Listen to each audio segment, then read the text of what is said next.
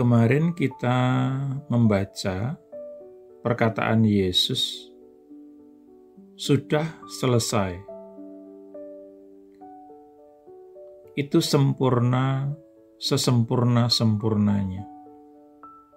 Segala sesuatu yang harus dilakukan untuk membayar hukuman untuk dosa-dosa seluruh manusia dan untuk menerima pengampunan dan penebusan bagi seluruh umat manusia sepenuhnya tercapai melalui penderitaan dan kematian Kristus di kayu salib. Dalam terang akan hal ini, setiap usaha oleh manusia manapun untuk memperoleh keselamatan melalui perbuatan-perbuatan baiknya sendiri pada dasarnya merupakan penghinaan baik kepada Allah Bapa dan Allah Anak. Hal ini mengandung implikasi bahwa pekerjaan penebusan dan keselamatan yang direncanakan oleh Bapa dan dilaksanakan oleh Anak dalam beberapa hal tidak mencukupi atau tidak lengkap. Hal ini bertentangan dengan kesaksian bulat dari keseluruhan Perjanjian Baru. Rasul Paulus terus-menerus dan dengan tegas mengajarkan hal ini. Sebagai contoh, dalam surat Roma pasal 4, ayat 4 dan 5, ia berkata, "Tetapi kepada dia yang bekerja, upah tidak diperhitungkan sebagai kasih karunia, tetapi sebagai hak. Tetapi kepada dia yang tidak bekerja, tetapi percaya pada dia yang membenarkan orang non-religius, imannya diperhitungkan ke dalam kebenaran." Perhatikan frase "kepada dia yang tidak bekerja tetapi percaya". Untuk memperoleh keselamatan melalui iman, hal pertama yang harus dilakukan setiap orang adalah berhenti berbuat, berhenti berusaha memperoleh keselamatan. Keselamatan hanya datang melalui iman, melalui tidak berbuat apapun kecuali percaya. Selama seseorang berusaha untuk melakukan apapun untuk memperoleh keselamatan, dia tidak dapat mengalami keselamatan dari Allah yang diterima hanya melalui iman. Ini adalah kesalahan besar yang dilakukan Israel, sebagaimana dijelaskan oleh Paulus, yang juga adalah seorang Israel. Tetapi Israel mengejar Torah kebenaran, tidak mencapai ke dalam Torah kebenaran. Karena apa? Karena tidak dari iman, melainkan sebagaimana dari perbuatan-perbuatan Torah. Mereka tersandung kepada batu sandungan. Tercatat dalam surat Roma 9 ayat 31-32. Sekali lagi, Rasul Paulus berkata mengenai Israel, karena tidak tahu kebenaran Allah dan berusaha mendirikan kebenaran mereka sendiri, mereka tidak tunduk kepada kebenaran Allah. Tercatat dalam Roma 10 ayat 3. Mengapa Israel gagal untuk memperoleh keselamatan yang telah Allah persiapkan bagi mereka? Paulus memberikan dua alasan yang saling berkaitan erat.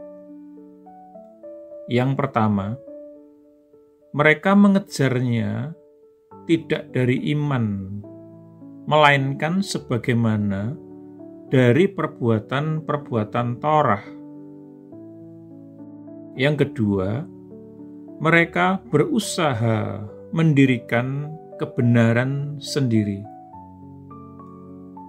Dengan kata lain, mereka berusaha memperoleh keselamatan melalui sesuatu yang mereka sendiri perbuat di dalam kebenaran mereka sendiri. Sebagai akibatnya, mereka yang melakukan ini tidak pernah masuk ke dalam keselamatan Allah. Kita berdoa. Bapa, terima kasih untuk rencana besar, kasih karunia, mulia-Mu, bahwa Engkau menjadikan putramu Yesus, Sang Penggenap Torah yang sempurna, tinggal di dalam aku melalui Roh-Mu. Oleh Roh-Mu, aku tidak lagi harus hidup di bawah kuk Torah, tetapi aku dibebaskan untuk menyembah Engkau dengan segala sesuatu yang aku lakukan di dalam roh dan kebenaran-Mu. Amin.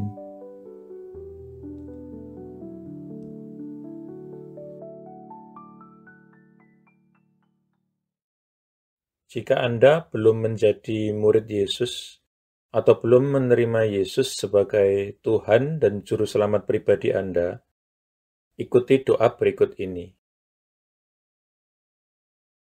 Tuhan Yesus Kristus, aku percaya bahwa Engkau adalah Anak Allah dan jalan satu-satunya menuju kepada Bapa, dan bahwa Engkau telah mati di kayu salib untuk dosa-dosa yang aku perbuat, dikuburkan, namun kemudian Engkau bangkit kembali dari antara orang mati, supaya aku dapat diampuni dan menerima hidup yang kekal.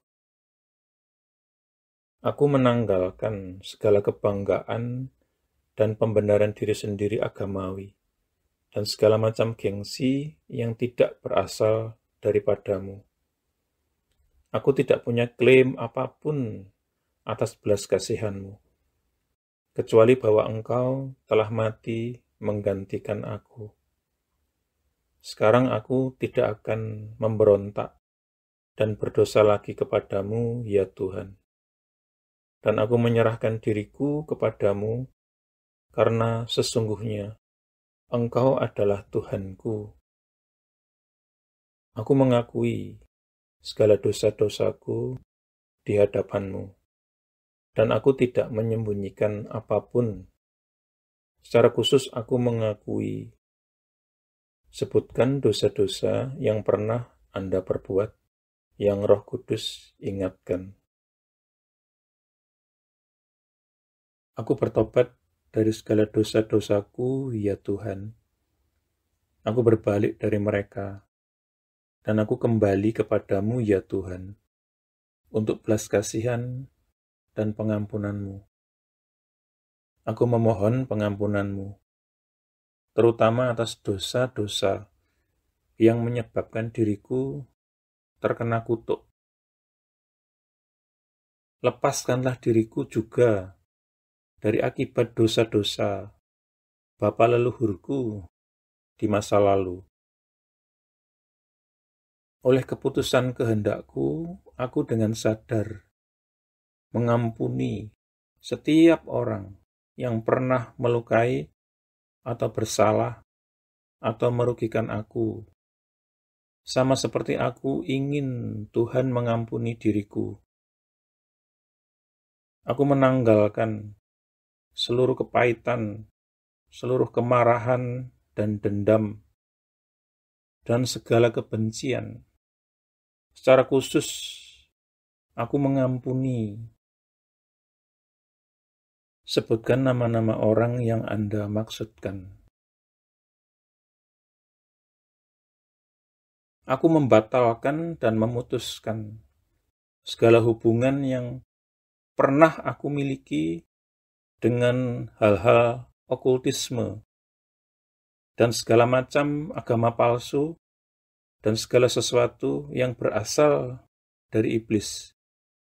Seandainya aku masih punya barang-barang yang menghubungkan diriku dengan iblis, okultisme, dan agama palsu, aku berkomitmen saat ini, Tuhan, untuk menyingkirkan dan menghancurkannya. Dengan ini pula aku membatalkan segala hak atau kekuasaan yang dimiliki iblis atas tubuhku dan kehidupanku.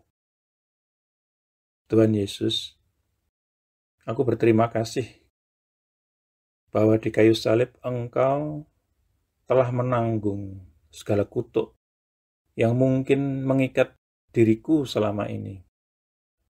Engkau telah dijadikan kutuk supaya aku dapat ditebus dari setiap kutuk dan mewarisi berkat-berkat Allah. Atas dasar itu, aku memohon Engkau, Tuhan, untuk melepaskan aku dan membebaskan aku dari segala kutuk yang mengikat kehidupanku di dalam nama-Mu, Tuhan Yesus Kristus.